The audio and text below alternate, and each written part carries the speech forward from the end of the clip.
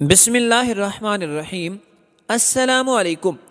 کتابوں میں ایک عجیب واقعہ لکھا ہے کہ ایک خاتون نہایتی پاک دامن اور نیک تھی۔ وہ چاہتی تھی کہ مجھے نبی اکرم صلی اللہ علیہ وسلم کی زیارت نصیب ہو۔ وہ درود شریف بھی پڑھتی لیکن زیارت نہیں ہوتی تھی۔ ان کے خاوند بڑے اللہ والے تھے۔ ایک دن انہوں نے اپنے خاوند سے اپنی یہی تمنا ظاہر کی کہ میرا دل تو چاہتا ہے کہ مجھے نبی کریم صلی اللہ علیہ وسلم کی زیارت نصیب ہو، لیکن کبھی یہ شرف نصیب نہیں ہوا۔ اس لیے آپ مجھے کوئی عمل ہی بتا دیں جس کے کرنے سے میں خواب میں نبی کریم صلی اللہ علیہ وسلم کی زیارت کی سعادت حاصل کر لوں۔ انہوں نے کہا کہ میں آپ کو عمل تو بتاؤں گا لیکن آپ کو میری بات ماننا پڑے گی۔ وہ کہنے لگی کہ آپ مجھے جو بات کہیں گے وہ مانوں گی۔ وہ کہنے لگے کہ اچھا، تم بن سور کر دلہن کی طرح تیار ہو جاؤ۔ اس نے کہا بہت اچھا۔ چنانچہ اس نے غسل کیا، دلہن والے کپڑے پہنے، زیور پہنے اور دلہن کی طرح بن سنور کر بیٹھ گئی۔ جب وہ دلہن کی طرح بن سنور کر بیٹھ گئی تو وہ صاحب ان کے بھائی کے گھر چلے گئے اور جا کر ان سے کہا، دیکھو میری کتنی عمر ہو چکی ہے اور اپنی بہن کو دیکھو کہ وہ کیا بن کر بیٹھی ہوئی ہے۔ جب بھائی گھر آیا اور اس نے اپنی بہن کو دلہن کے کپڑوں میں دیکھا تو اس نے اسے ڈانٹنا شروع کیا کہ تم کو شرم نہیں آئی؟ کیا یہ عمر دلہن بننے کی ہے؟ تمہارے بال سفید ہو چکے ہیں، تمہاری کمر سیدھی نہیں ہوتی اور تم 20 سال کی لڑکی بن کر بیٹھی ہوئی ہو۔ اب جب بھائی نے ڈانٹ پلائی تو اس کا دل ٹوٹا اور اس نے رونا شروع کر دیا، حتیٰ کہ وہ روتے روتے سو گئی۔ اللہ کی شان دیکھیے کہ اللہ رب العزت نے اسے اسی نیند میں اپنے محبوب صلی اللہ علیہ وسلم کی زیارت کروا دی۔ وہ زیارت کرنے کے بعد بڑی خوش ہوئی، لیکن خاوند سے پوچھنے لگی کہ آپ نے وہ عمل بتایا ہی نہیں جو آپ نے کہا تھا، اور مجھے زیارت تو ویسے ہی ہو گئی۔ وہ کہنے لگا، اللہ کی بندی، یہی عمل تو تھا، کیونکہ میں نے تیری زندگی پر غور کیا، مجھے تیرے اندر ہر نیکی نظر آئی، تیری زندگی شریعت اور سنت کے مطابق نظر آئی۔ البتہ میں نے یہ محسوس کیا کہ میں چونکہ آپ سے پیار محبت کی زندگی گزارتا ہوں، اس لیے آپ کا دل کبھی نہیں ٹوٹا۔ اس وجہ سے میں نے سوچا کہ جب آپ کا دل ٹوٹے گا تو اللہ تعالیٰ کی رحمت اترے گی اور آپ کی تمنا کو پورا کر دیا جائے گا۔ اس لیے تو میں نے ایک طرف آپ کو دلہن کی طرح بن سنور کر بیٹھنے کو کہا اور دوسری طرف آپ کے بھائی کو بلا کر لے آیا۔ اس نے آ کر آپ کو ڈانٹ پلائی جس کی وجہ سے آپ کا دل ٹوٹا اور اللہ رب العزت کی ایسی رحمت اتری کہ اس نے آپ کو اپنے محبوب صلی اللہ علیہ وسلم کی زیارت کروا دی۔ ناظرین، جس طرح خواب میں رسول اللہ صلی اللہ علیہ وسلم کا دیدار کرنا باعث سعادت اور ممکن ہے، اسی طرح بیداری میں بھی دیدار کرنا ممکن ہے۔ بیداری میں نبی کریم صلی اللہ علیہ وسلم کی زیارت کرنا بالکل ممکن، بلکہ کثیر اولیاء و صالحین کے لیے ثابت بھی ہے۔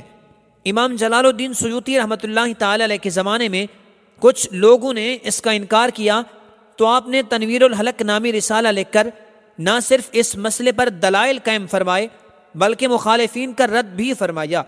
امام ابن حجر مکی شارح بخاری امام سراج الدین ابن ملقن، امام زرکانی شارح بخاری امام قسطلانی، امام محمد بن یوسف شامی، امام ابن الحاج مالکی، امام ابن ابی جمرہ مالکی وغیرہ جلیل القدر ائمہ رحمۃ اللہ علیہم نے اپنی اپنی کتابوں میں اس بات کو ثابت کیا ہے کہ بیداری میں رسول اللہ صلی اللہ علیہ وسلم کا دیدار ممکن ہے، جبکہ بعض علماء نے بیداری میں دیدار رسول کے واقعات بھی نقل فرمائے ہیں، جیسا کہ حضرت علامہ جلال الدین سیوطی شافعی رحمۃ اللہ تعالی علیہ کو جب ایک آدمی نے بادشاہ کے پاس سفارش کے لیے چلنے کی درخواست لکھی تو آپ نے اس کے جواب میں لکھا، میرے بھائی، الحمدللہ میں اس وقت تک رسول اللہ صلی اللہ علیہ وسلم کی خدمت بابرکت میں بیداری کی حالت میں بالمشافہ حاضر ہو چکا ہوں۔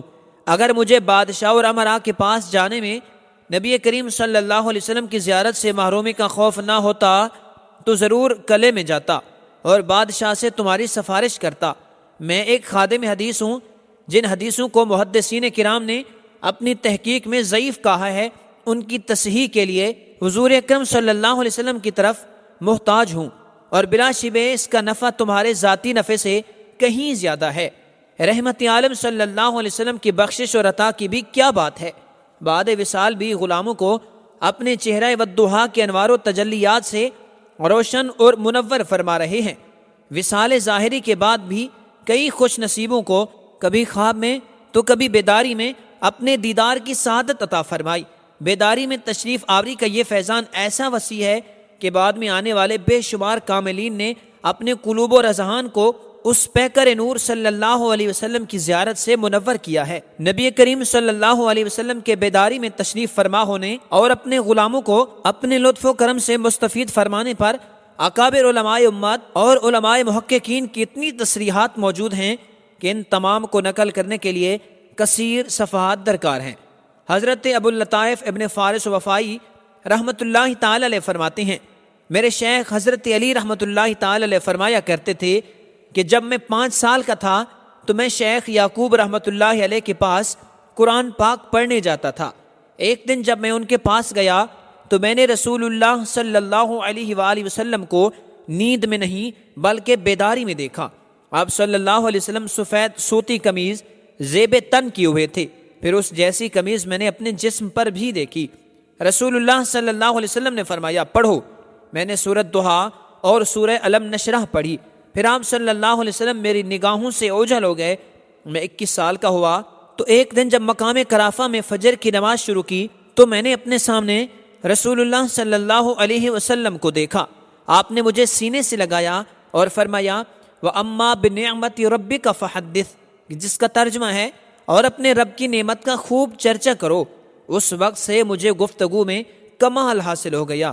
ان واقعات سے معلوم ہوا جو رحمت عالم صلی اللہ علیہ وسلم سے قرب خاص رکھتا ہے وہ بعض اوقات آقا دو جہاں صلی اللہ علیہ وسلم کے رخ روشن کا مشاہدہ بھی کرتا ہے، اور حضور اکرم صلی اللہ علیہ وسلم اپنے ان غلاموں سے کلام بھی فرماتے ہیں، مصافحہ اور معانقہ کا شرف بھی عطا فرماتے ہیں، مگر اس مقام رفعت کو پانے کے لیے دل کا تزکیہ، نگاہ کی پاکیزگی اور عشق رسول بے حد ضروری ہے۔ ناظرین، دیدار رسول صلی اللہ علیہ وسلم ہمارے لیے بہت بڑی عظیم سعادت ہے۔